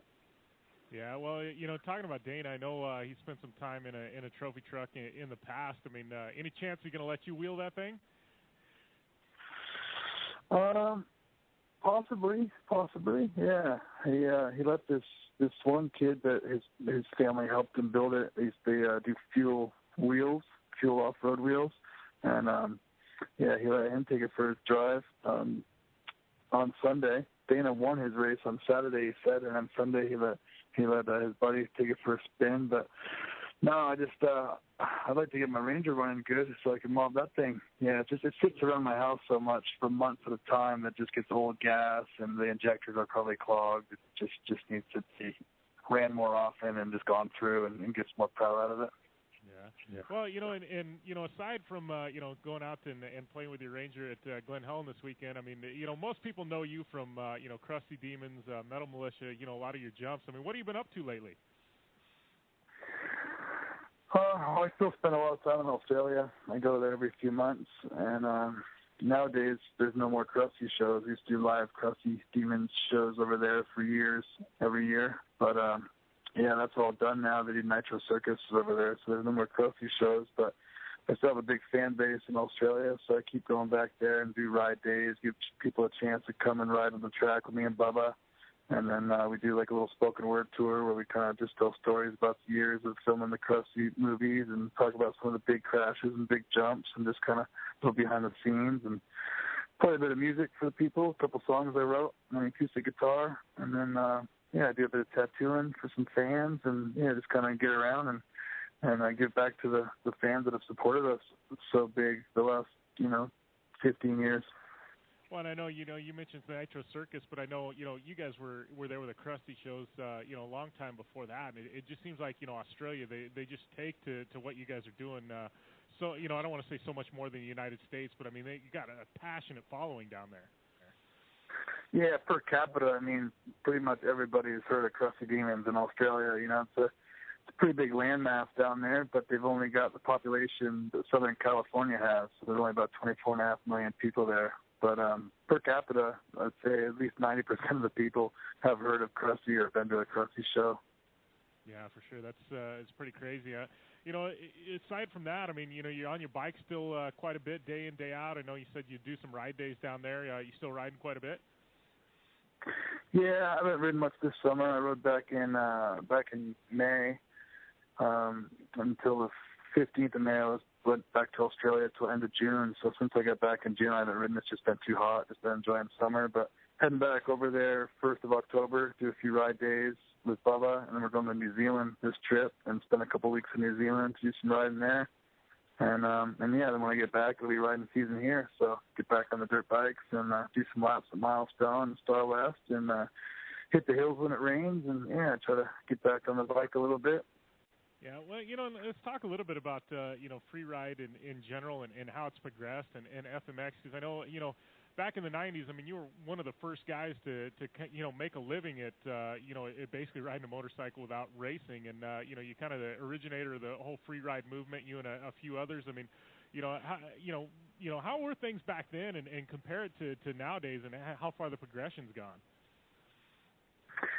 Oh, it's amazing. I mean, the progression is just leaps and bounds. It's, back in Crusty 1, if somebody would have said, give it 15, 20 years and people would be doing double backflips on their dirt bikes, we wouldn't have believed them, So it's just amazing to see how far the bar has gotten raised and some of the tricks these kids are pulling now and just the progression of the sport for sure. But back then it was just about having fun and chasing a dream, just being able to travel the world and get paid to do what we love to do and not have to do construction every day. So it was a bit different then, and there wasn't so many sponsors in the sport back then, but now with all the energy drink companies and the bigger sponsors popping up, the boys are getting paid well these days. It's good to see. Yeah, well, and I know you've been, very fortunate. It seems like you've retained a lot of your sponsors over the years. I mean, Metal Militia, Black Flies, and others. And it sounds like, they continue to support you and everything you do. Yeah, for sure. I've always been loyal and faithful to my sponsors, and they've given that respect back to me. So yeah, everybody still helps me out with product, at least, not so much not too much cash anymore, but the product is always there and their support, so it's good. Yeah, for sure. Well, in talking about, back in the 90s, I know, me personally, I've been a fan of yours for a long time, and it's, kind of cool to have you on my radio show now. But, I know back then, now it's YouTube and, instantaneously, with Facebook and Instagram and all this social media, you're out riding and you post a clip. I know back then it was a little different because, we'd hear about the new Krusties coming out, and it was like, oh, what the hell's going to happen? And, that's going to drop, so you're at the local, motorcycle shop and got to get it day one, and it's just crazy how things have changed, and you guys must have been sitting on so much awesome footage back then, and basically had to kind of gag order it, before it launched, and whereas now it's all instantaneous. Yeah, it is. It is a lot different that way. I mean, the video age and era is kind of done with. It's hard to sell videos anymore. Back then, we were selling over 100,000 copies of videos, and everybody was buying them. But I think that the attention span of kids these days is a lot shorter because of YouTube. They can just see the highlight, quick clips of things without having to sit through a whole half-hour video. So I don't know. It's just everything's just quick and instantaneous, so it's hard for video sales to do well. And I think it's kind of, the internet, as much as good as it's done, it's kind of done bad too. It's kind of hurt the musical industry, and it's also hurt the video industry for us. But that is what it is. And yeah, now it's Instagram and Facebook and all the other social media and whatever. Just got to keep moving on. Yeah. Well, and let's talk a little bit about jumps, because it seems like, that's kind of how you made a name for yourself, was with some of these distance jumps. And I still go back and look at some of the footage of some of them, and it's just mind-blowing. Now, I mean, how did that come about, and you pushing yourself to, and going farther and farther, and, you kind of got a knack for these distance jumps. How did that all come about? Well, since I was a little kid, I always just liked to go jump bigger. Me and my brother used to have jump-offs with our BMX bikes. And the neighbor kids, we could jump with our little plywood and cinder block ramps out in the front yard. And then, when I started filming for Krusty, we'd go home after a big day of filming and watch the footage, and the jumps that we thought were big out in the field looked small on video. So I'm thinking, okay, we got to go extra big for these jumps to even look halfway big on video. So I just was always on the lookout for bigger jumps. Fourth and fifth gear was all I was about. And then, Robbie Knievel wasn't really holding the torch that his dad lit. It didn't seem like. So I kind of wanted to, and there was nobody else doing long distance jumping. So I kind of wanted to chase that long distance record, the Guinness World Record, and just kind of go for distance jumping instead of doing all the tricks and competing in the freestyle with all the other kids. Well, and now, it's been pushed pretty insane. I know, Levi and Robbie there at San Diego, jumping part of the bay. What is your opinion on it now? Is there anything you still, would like to chase, or you just totally over it? Yeah, I mean, it's where it's at now. It's just a matter of having a faster bike, because, it's just all about speed, how far you're going to go. And I jumped a stock CRF 450 in Australia back in 2008, and just had it geared real tall, added a couple feet to the front sprocket and took a few off the rear, and just had it going about 95 miles an hour just to get over 300 feet. So that was my goal, just to kind of get over that 300-foot mark, just to, I want to jump a football field. So I accomplished that, and that's when I jumped on the Harley and went for the Harley-Davidson distance record, and I still hold that at 183 feet on a Harley-Davidson. But no, as far as dirt bikes go, I'm happy with 300. I don't see me going any farther. I mean, even if there's just no money in it, like, to me that'd be $500,000 jump, or at least $250,000 jump to go over 400 feet. But nobody's going to pay that, so it's not going to happen. I'm not going to do it for any less. Yeah, well, and how did the Harley thing come about? I mean, was that a nod to Evel Knievel? I mean, I saw pictures of, I've seen the jump, and I've seen pictures of that bike, and I mean, it was modified, but that's still a far cry from being a dirt bike. Yeah, no, it was pretty much a stock, what do you call it, a 1200. It's a Sportster 1200, XR 1200. But we did take some white power suspension off of KTM and put it on there, and we lengthened the swing arm a little bit just to kind of balance the weight and give us some more weight in the rear, so I didn't want to endo. But besides that, it was pretty much stock 1200, so it weighed about 3 times the weight of a dirt bike. It was about 650 pounds, I think, and it came down like a ton of bricks. I mean, the suspension worked all right in the front, but in the back, because the shocks are mounted back by the axle, all you got is the shaft length. And the shaft length on the dirt bike suspension rear shocks is only a few inches, you know. So once that bottomed out, the whole back end was bouncing off the ground and just landing so hard. But, yeah, basically I did that because Evel Knievel passed away, and his son never jumped a Harley. He always jumped a CR500, so I thought it would be cool to jump on a Harley and see if I could beat Evel's record and hold the record in something, because I didn't hold it in dirt bikes, so got it in Harleys. I've always loved Harley Davidsons. I got a few Harleys in my garage and like building them and working on them and riding them. So, yeah. Yeah, well, and I got to ask, you still have that bike that you set the record on? Because it looks like something that'd just be fun to, not jump, but just to play around on. Well, I did the record in Australia, so it wasn't my bike. It was Gavin Walker, who owns Quick Fix Harley Davidson in Mildura, Australia. He's the one that bought the bike, and he owns a KTM dealership there also, at the Harley Davidson KTM dealership. So he had the KTM suspension, and he had his guys lengthen the swing arm, and he did most of the work. So it's his bike, really. It's not really my bike. I just borrowed it. And Harley Davidson Australia was the one that supported me along with Gavin Walker to get that done. Yeah. See, anything nowadays, like Step Up, I know that's really one of, as far as X Games goes, one of their highest viewed events, and Ronnie Renner's been killing it. But something like that, I mean, it seems like it'd be pretty up your alley. Anything like that interest you to come out and do? I don't know. I've thought about it a little bit, but never really got too pumped on X Games. Wasn't really into that. But no, I'm just kind of retired from jumping. I'm not really making any money at it anymore, and I'm going to be 40 next year and broken enough bones and got a 13-year-old daughter, so tired of being hurt and injured, so I'm not really trying to go risk it anymore too much. I still go out and play around, ride for fun, but nah, just kind of doing construction and building things, and still getting to Australia to do some tattooing and whatnot. But no, I don't see me going for X Games anytime soon. Yeah, you do any tattooing here stateside? Yeah, I got a little tattoo studio built at my house, so I just do some appointment only type thing for friends or people hit me up on Facebook or whatever. Awesome. Well, and in talking about some of the jumps and crashes and stuff, I mean, I've seen pictures of you, and I know at one point I think you said they basically took the skin off your face, and anything sticks out in your mind, just one of your gnarliest crashes. Yeah, that's crash back in December of '99 when I was going for the distance record back when it was only 250 feet.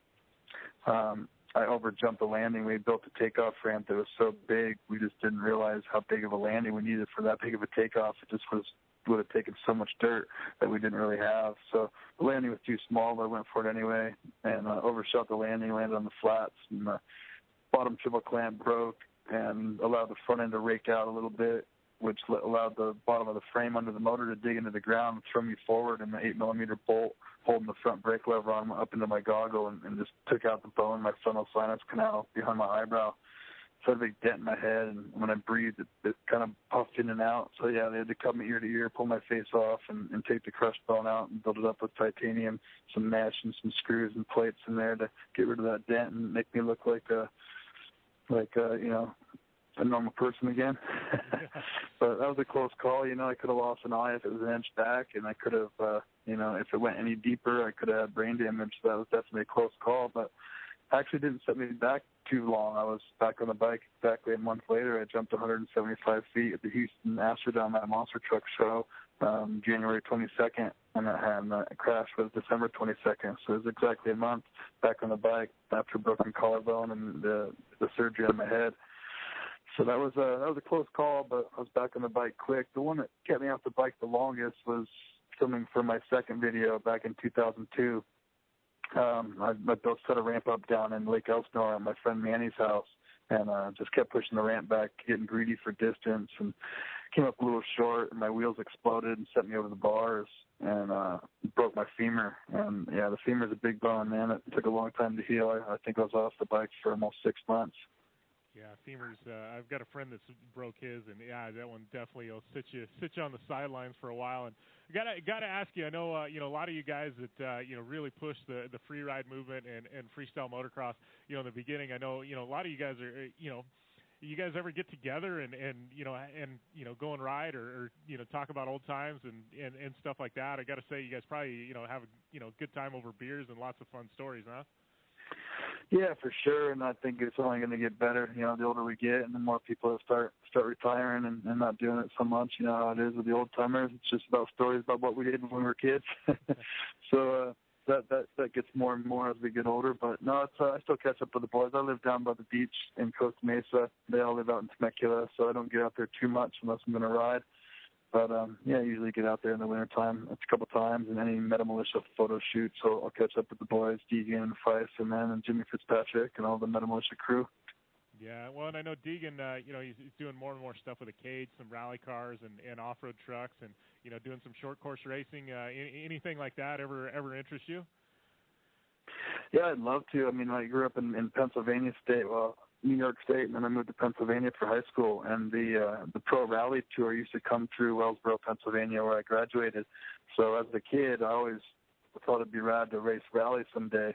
And never got a chance to drive a rally car, but I'd really like to give it a shot. And I think they have some kind of training place up in Utah that Ken Block and those guys designed and lined up. So it'd be good to get in the car sometime. And yeah, I'd love to race the trucks too, but it's just so expensive. I can't afford my own vehicle, and kind of got to get a chance to show them what I got to even interest sponsors and getting behind me. So just kind of, it'd be nice to get that going one of these days. So maybe if I can get the Ranger going and put some good laps in on that, maybe somebody will take a look and offer me a race in a truck. I see Feist and Twitch are starting to race trucks again, so we'll see. Sport's getting bigger, so it'd be nice to jump in the seat and do some racing in four wheels. Yeah, definitely seems like it's getting bigger, and like you said, Ronnie and Twitch and Deegan, and I know McGrath's coming over, so a lot of guys from two wheels, definitely starting to get into short course. So I think definitely a door would be open for you if you decided to wanted to walk through it. Yeah, I'd love to. That'd be great to get in there. Yeah, I see Ricky Johnson does it as well, and Deegan's killing it. So yeah, I'd love to give it a shot and see what I got. Yeah, for sure.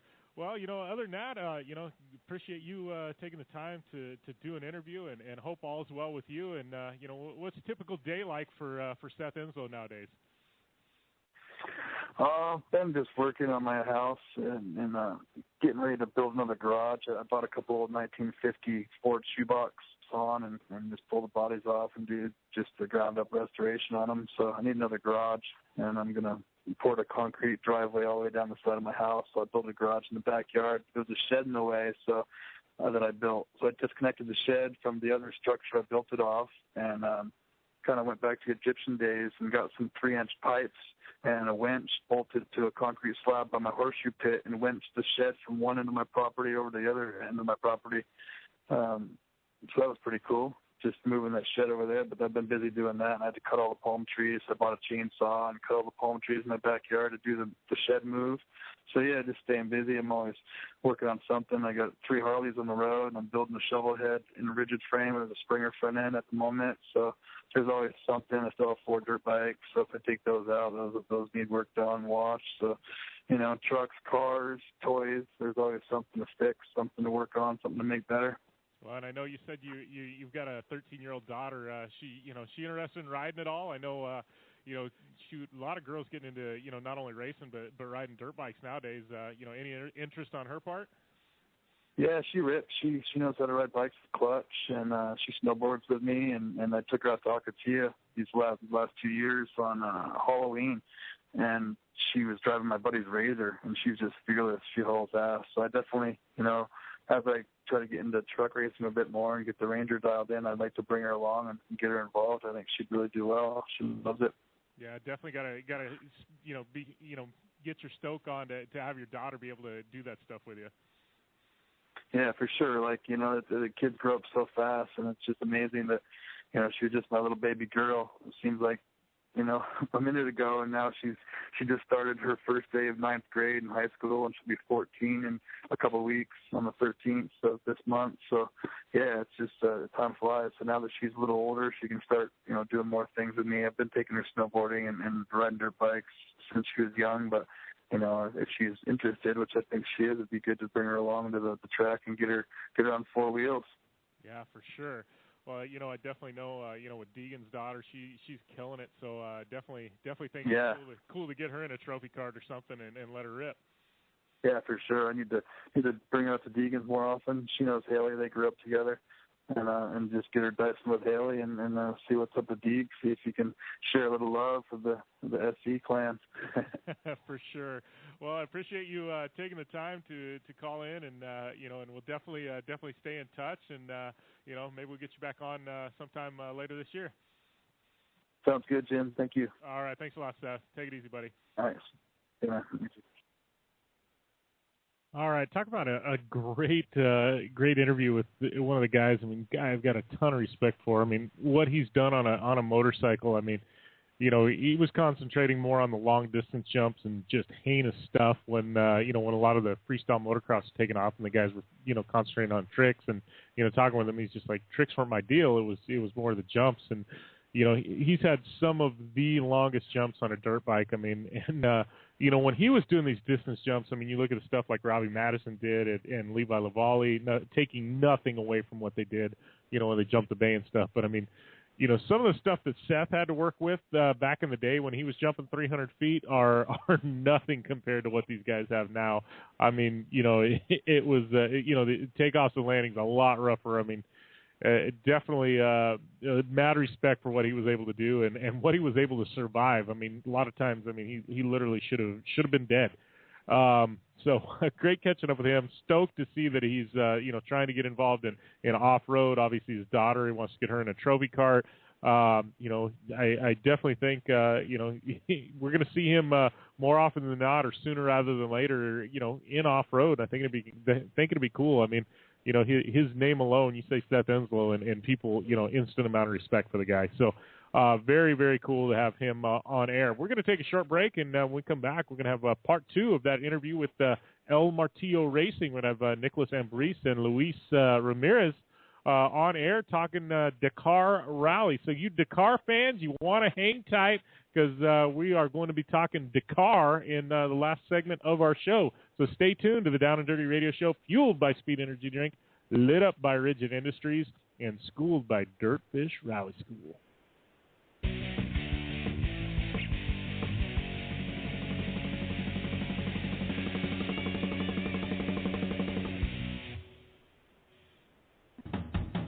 Looking for a new Ford F-150 or Super Duty and tired of haggling with dealers on the price? Parker Motor Company has the solution for you. Now until September 30th, our price is your price. That's right, every Ford F-Series in stock is now priced at invoice, and you'll even get to keep all the rebates and incentives.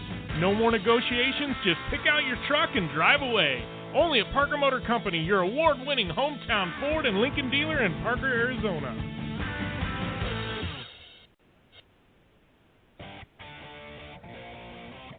Looking to have some screen printing, embroidery, or design work done? Intense Tees has you covered.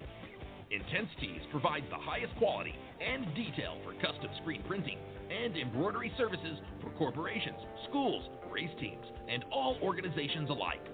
Complete line creation including designing of an entire corporate identity, product line creation, support promotions, product packaging, exciting banners, polos, tees, sweatshirts, caps, and vinyl decals. Intense Tees is the official apparel provider for the Down and Dirty Off-Road Show. Find out more on the web at www.intensetees.com. That's www.intensetees.com. The #1 off-road and action motorsports radio show on the planet now has its own app. The Down and Dirty Radio Show official app is now available in the Apple App Store, Google Play Store, and Amazon Kindle Store. Just search Down and Dirty Radio Show, and you'll have all the latest news, results, and blockbuster interviews from off-road, rally, drifting, supercross, and snowcross at your fingertips. hours of interviews from the best drivers and athletes on earth, such as Travis Pastrana, Ken Block, Tanner Faust, Brian Deegan, Robbie Gordon, and Jolene Van Butte are yours at the touch of a button. Download today and never miss an interview again.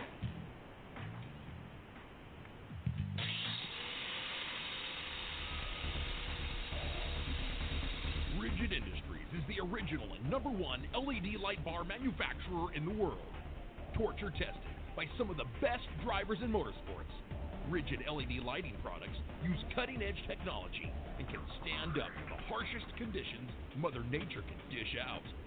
Designed, engineered, and assembled in the United States, Rigid LED lighting is the only choice for your off-road vehicle or boat. Find out more information on the entire line of Rigid Industries LED lighting products at www.rigidindustries.com.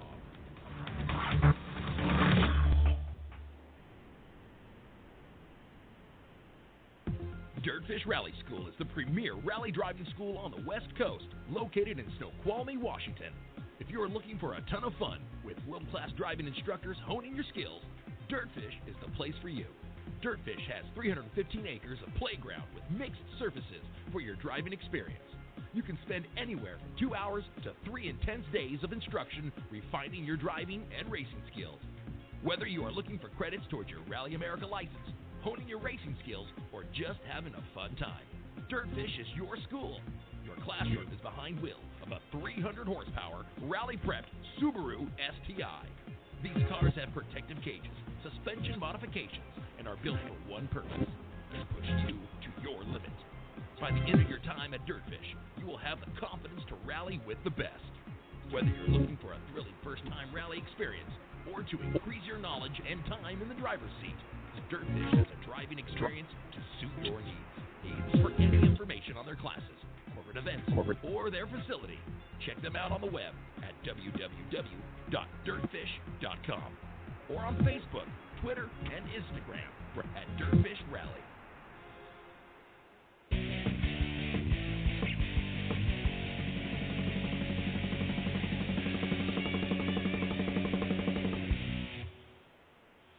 Welcome back to the Down and Dirty Radio Show, fueled by Speed Energy Drink, lit up by Rigid Industries, and schooled by Dirtfish Rally School. And I'm your host, Jim Beaver.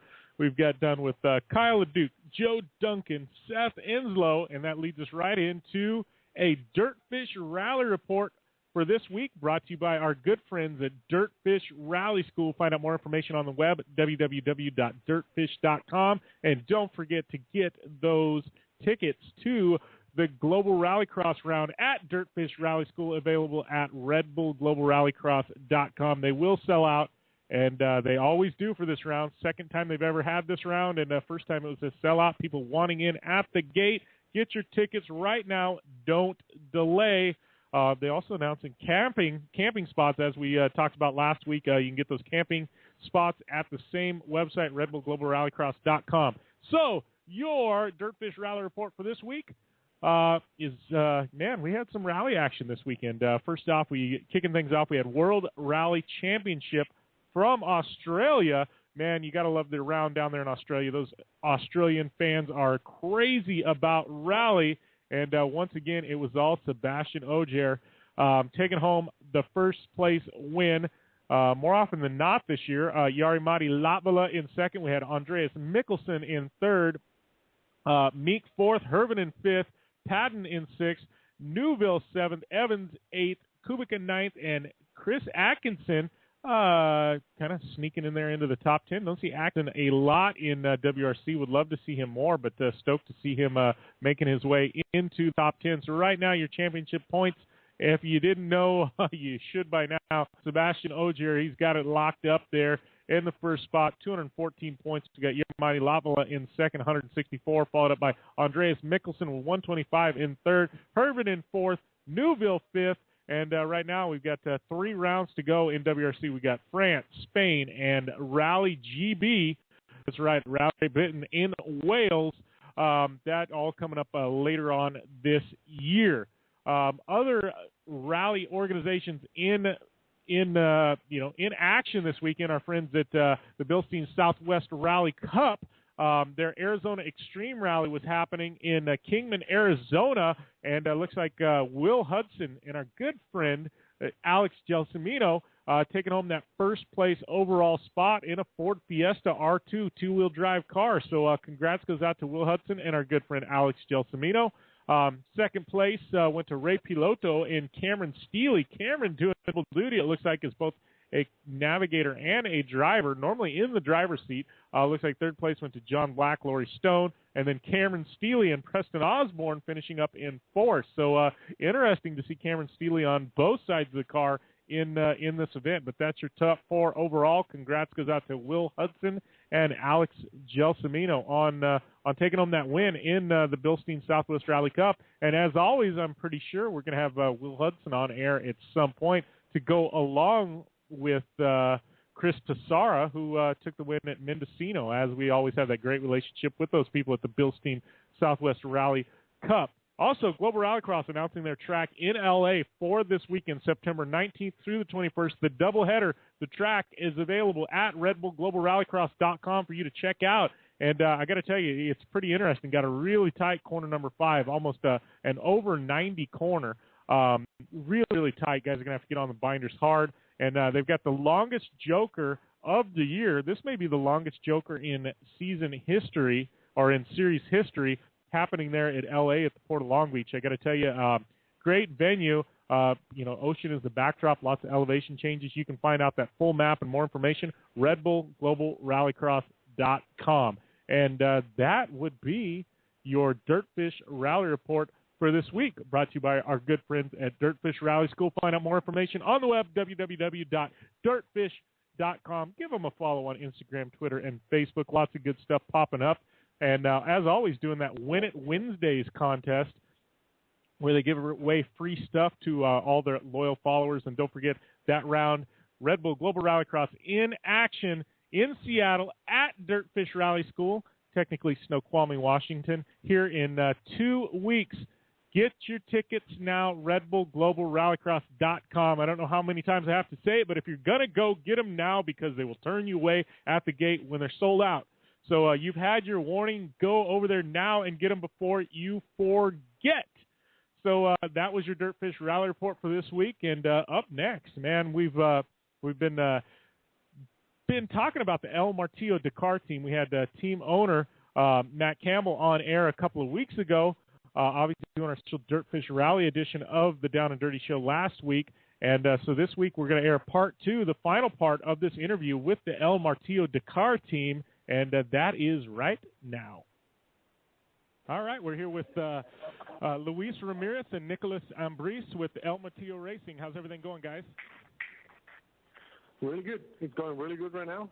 We're really busy in the shop. Just working to prep everything to be shipped in the next couple of weeks. Yeah. Well, I know you guys just got done doing a lot of testing. How did that go? The testing was good. We went to this Altar Desert in Sonora. We were testing the new automatic inflation deflation system from the inside of the car. And we also were testing the difference between the last Dakar and this one. The biggest difference is that we're running with a torque converter instead of a clutch. So we were worried about the high temperatures on the torque because it usually, when you have really soft sand like dunes and all that, the torque goes crazy hot. We were testing that. We have some difficulties with the temperature, but we were working in that until we broke the engine. So it was a good test, but we couldn't finish it. Yeah, it sounded like things got short. Now, tell me a little bit about the Altar Desert. I mean, how similar is that to what you guys are gonna race at the Dakar Rally in South America? Yeah, the Altar Desert is kind of the biggest desert that we found, the most similar to the ones that we found in South America. Big dunes like for hundreds and hundreds of kilometers. So that's why we choose the Altar Desert. We don't know the area, or we didn't know the area, but we've been looking and investigating for a place to test close to we are located in Cabo San Lucas or San Jose del Cabo. So we were looking for a place close to the shop or to our home. And that's the closest that we found that it's more similar to South America. We have a desert close to the ocean. That's kind of a Iquique or all the Chilean stages. Like they have the dune desert right next to the ocean. And that's kind of what Alta offers to us. Big dunes, soft dunes, and that's what we were looking for. Well, I know both of you guys, obviously from there in southern Baja. Lots of experience in off-road. I know great series down there. How did you guys get involved with Mr. Campbell? Hi, Jim. This is Luis Ramirez. I will answer that. For you, that was pretty funny. But we used to race against each other here in Class 1. So that's how we get involved. We used to race at the same races here in Southern Baja, and I stopped racing in the Class 1, and then he sort of said, hey, let's team up, let's start race together here in Southern Baja and also Dora races. And after that, the biggest challenge was the car this year. So that's pretty much how we got, we made a good team together, and he will race one race in the local championship, and then I will race the short courses or the next race. So that was pretty much, Mr. Campbell is a very successful businessman, so he's very busy. When he can't race, I'll race for him. So that's pretty much how we call involved. Well, and how did Dakar come about? Because I know talking with him, he's always looking for the next big thing. It sounds like. And how was it you guys? Obviously racing in Baja. I've raced not in southern Baja, but in northern Baja quite a bit. How was it for you? Going to Dakar, because it's such a big event and so much different than racing there in southern Baja. We were doing the Nora last year, and we were commenting this rally, this class of racing is really nice and all that. And we I think Matt always wants to go for a bigger challenges. So that was kind of the next step. We fit on me, we done several Baja 1,500 and San Felipe and all the Baja races, and we've been racing down in Baja Sur for, I don't know, maybe 8-10 years, something like that. So, and Matt is also racing for the last couple of years, so he was looking for a bigger challenge, and that's how we got involved in Dakar. That was Nico's fault, Jim, also. Nico got into the car, so it was his fault. I blame him. We were talking about maybe building a trophy truck or maybe building another 3-seater or something like that. And suddenly I say, hey, what about a rally car for Dakar? And that kind of a ring a bell, Matt, and he liked the challenge, and that's how we got involved into the Dakar stuff. Yeah. Was there any point when you guys went to Dakar this last year? Obviously, I know he gives you guys a lot of credit for keeping the car going and working on the getting fixing the clutches out in the field. Was there any point in the rally where you go, man, what did we get ourselves into?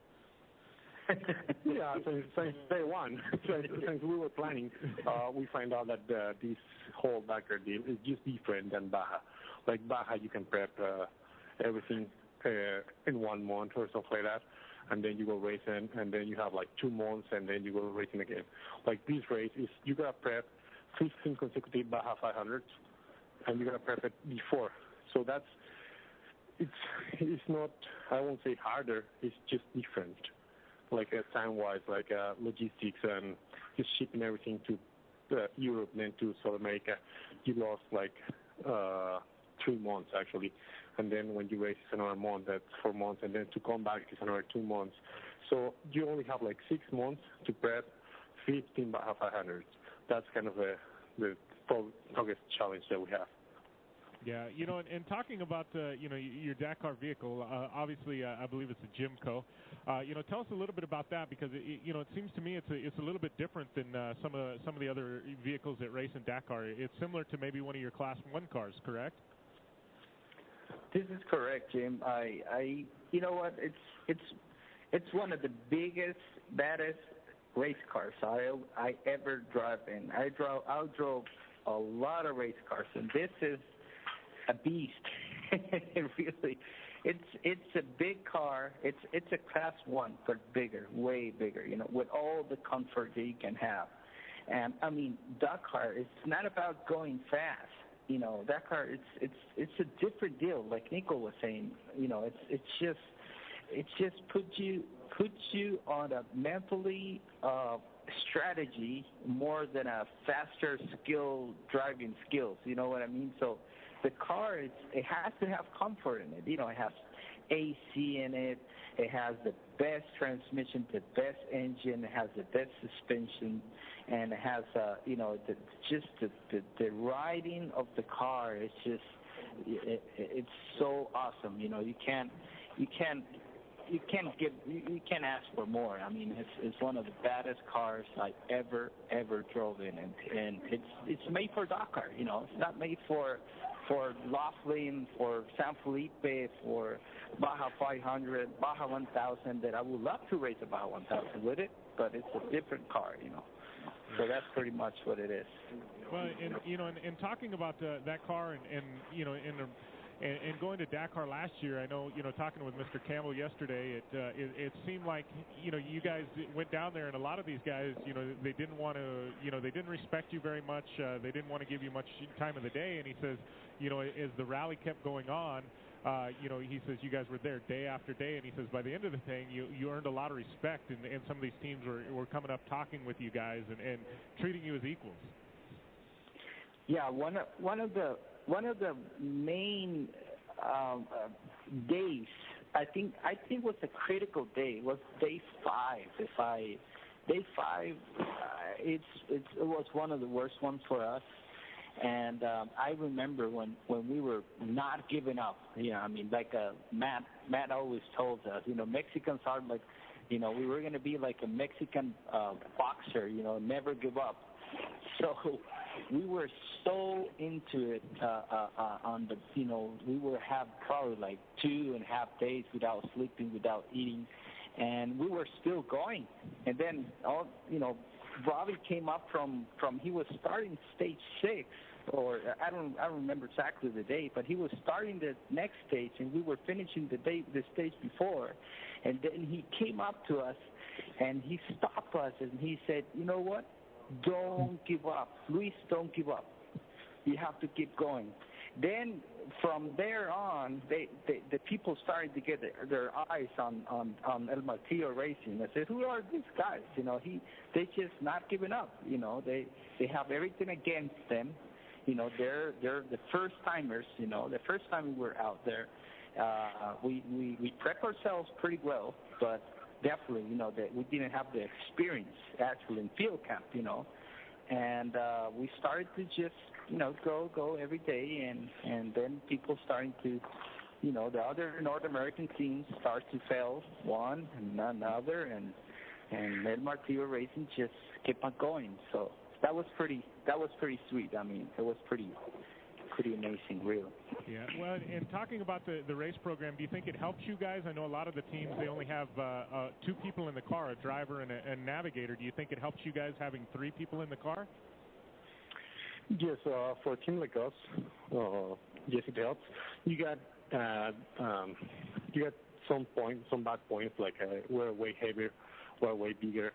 So in the stretch sections, it's kind of harder for us to turn. We don't have a better weight to power ratio. But when you're in the dunes and you're stuck, and when you're having problems, it helps us a lot. And Dakar is like Baja right now, kind of. You have some long transit sections, and then you also have some special sections. We have a strategy that we were doing. We have 2 drivers. So one driver was doing the special, and one driver was doing the transit. So they were kind of relaxed. They were not as tired as the other drivers because they just drove the whole transit and then the special. So that worked for a team like us. I think if you want to go for the win, like if you want to win the Dakar, it's got to be a 2-seater for a team like us that we just want to win our class and be in the top 20, that really worked for us. Well, and do you guys feel like you learned a lot last year? Do you feel like this year you have a real shot at winning your class? That the goal this year is to bring home the victory? Yes, we have some goals. One of the goals is win our class. I think that's possible for us. It's ambitious. It's ambitious just to want to go and finish here. You have 10,000 kilometers of racing miles, so you're really close to roll over and bake and water all the time for 13 days. So it's ambitious to finish, but in the same way, I think we can finish it, and we can finish it winning our class. We have some good guys, really good guys in our class too. So yes, it's something possible, and that's the goal. And also the goal is to finish in the top 20. It's hard because you're racing against the best drivers in the world, like Carlos Sainz, Peter Hansel, some of the best names for motorsports. So it's hard because you got like the Mini Cooper team, the X-Ray team. They have 12 cars and they finish with 12 cars, and they are like top of the notch cars. So they are kind of the best cars for Dakar right now. You can compete against those 12 cars and then a couple cars from factory, and just to be in the top 20 is kind of hard too. But I think we have the skills to be there. Yeah, I think I think definitely finishing last year's rally and it sounds like you guys are preparing for this year. So how long do you have before the car needs to ship out to I believe to France before it goes to Dakar, right? Right now, 2 weeks. That's tight. We got a shipping in September 15th. Wow. So that's the last day that we can stay in the shop, September 15th. So we are really tired because we just finished testing 2 weeks ago. So now we need to, we already took the whole car apart and we're just putting everything together. But it's not just the race car, it's the trucks. We use the same trucks for this trip to testing. We wanted to have everything the same way that we're going to have in Dakar, so we were training for Dakar. So we got to put the trucks, the race car, and we got to load everything in a container and do all the logistics for shipping and all that, for customs and all that. So it's kind of tight. We're working more than 12 hours a day. That's kind of normal for racing, I guess. I never hear about a guy who has a race car ready 1 month before the race. So that doesn't happen when you're racing. You just have dozens of things to do and just a couple hours to do it. So we're working really hard right now. Yeah. Well, it sounds like once you do get to Dakar, Matt Campbell was telling me, when I talked with him yesterday, at least you guys have an RV to look forward to this time to sleep at night instead of a tent, right? Yeah, that's something that we found out last year. You don't have time to sleep, and when you sleep, you are sleeping in a tent, so you don't really rest. So we are thinking about an RV. We used to rent a huge RV like a bus, just converted into like a pre-roll. And that's the plan, to rest a little bit. Like everybody's really tired. Like day 1, day 2, they're easy. Day 3, everything starts to fall down because you're so exhausted. Because you're like mechanics, they're working all night long, and they're not resting at all because they got transit all day. So we wanted to go with that kind of RV so the mechanics can be sleeping while they're transit, but sleeping like laying down, not sitting on truck. It's not the same. You got to sit in a truck, you don't rest at all. You can sleep, but you're not really resting. So that's something that we learned, and that's something that we want to improve for this year. Yeah, it sounds like you guys definitely got a shot to do really well this year, and looking forward to tracking your progress. And I think you guys obviously busy in the shop right now. Maybe right before you guys leave for the rally, we'll get you back on air and kind of catch up and and see how things are going right before you guys leave to go to South America. Yeah, sure. Thank you, Jim. Thank you. Thank you. Appreciate that. We're looking forward to just keep up the hard work here in the shop, and the boys are doing amazing work, and hopefully we can just keep going, and we'll be in touch for sure. All right, sounds good, guys. Thank you for the time, and I know you're busy right now, and good luck. Great catching up with those boys from El Martillo Racing, and hearing their story both from the owner standpoint, and theirs. If you're just tuning in, you definitely want to skip back 2 weeks and hear the first part with Matt Campbell. But some guys definitely one of the smaller independent teams trying to tackle Dakar, and very successful last year, the only North American team to finish. Right now we've got a lot of news to get to in a short amount of time, but Off-Road Legends Rally has been announced October 18th, Anza, California. Basically what this is just general public fans of off-road get to go and have a day driving with some off-road legends. Walker Evans, Rod Hall, Larry Rossler, 3 of them that are on tap for this Off-Road Legends Rally right now. So sounds like something that might be up your alley. Go to offroadlegendsrally.com. That's offroadlegendsrally.com. You can get your tickets, and there's only limited availability. So if something you might be interested in, October 18th, definitely go check it out on the web, offroadlegendsrally.com. Also, BJ Baldwin, Recoil 2. You guys have been seeing the teasers the past month of really hitting fever pitch over this past weekend. The first one I think was well over 5 million views to Recoil 1. I'd have to check back. But tomorrow it will be dropping on Monster Energy's YouTube channel. So be tuned for that. I'm sure you'll see a huge amount of PR around it when it does drop. I'll try and get it up on my social media as well. But it's BJ Baldwin's Recoil 2. It's dropping tomorrow, produced by Brian Scotto and the Hoonigans. And we will have them on air next week, both BJ Baldwin and Brian Scotto from the Hoonigans. So something to definitely look forward to. Also, Stadium Super Trucks tickets this weekend, Sand Sports Super Show. They're doing battle at the Sand Sports Super Show. Get your tickets now. StadiumSuperTrucks.com will give you all the information for tickets, or check them out, SpeedEnergy.com or their social media. You get those links. But Sand Sports Super Show is going to be off the hook. Stadium Super Trucks in action there, so definitely check those out. And then big announcement, Straight Rhythm. We talked about that earlier in the show. Straight Rhythm, a new event by Red Bull. It's basically a straight line half-mile motocross race, and it's just rhythm section and jumps.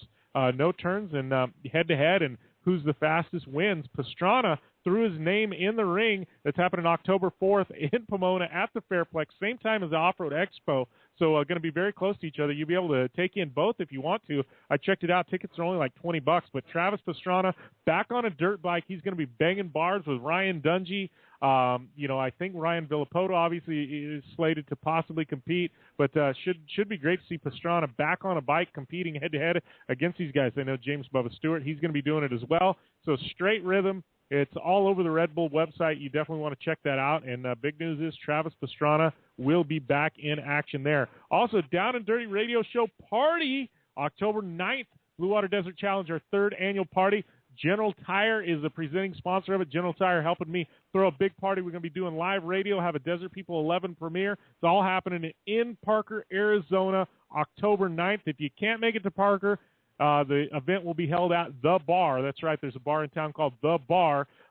If you can't make it out October 9th, we'll be doing off-road trivia, everything else, all brought to you by General Tire. You're going to be able to tune in Down and Dirty Radio Show. Like I said, we will be hosting live from the event, so definitely want to put that on your radar. Next week, we're going to have Bucky Lassick, David Higgins, BJ Baldwin, and Brian Scotto from the Hoonigans, and Marty Fioca. Big show lined up.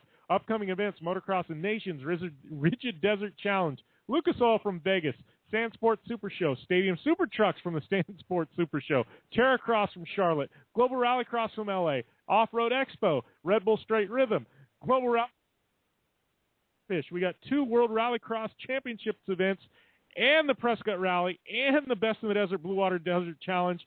Talk about a ton of events coming up, and we will be your home for coverage of them all here on the Down and Dirty Radio Show. Big thanks to Rigid Industries, Dirtfish Rally School, Arizona Ford Dealers, UPR.com, Blue Water Resort and Casino, Wakeboard Island, Race Tech USA, Speed Energy Drink, Kyle LeDuc, Seth Enslow, El Martillo Racing, Joe Duncan from Terracross. Man, that was a mouthful. Give us a follow at JimBeaver15 on Instagram and Twitter, Facebook.com/DownAndDirtyShow. Visit DownAndDirtyShow.com for all those back episodes. And also, if you haven't done it yet, our app available on Apple iTunes, Google Play, and the Amazon Kindle store. Oh, man, it has been a heck of a week. Rolling into next week, it's going to be a great weekend. And as always, game on.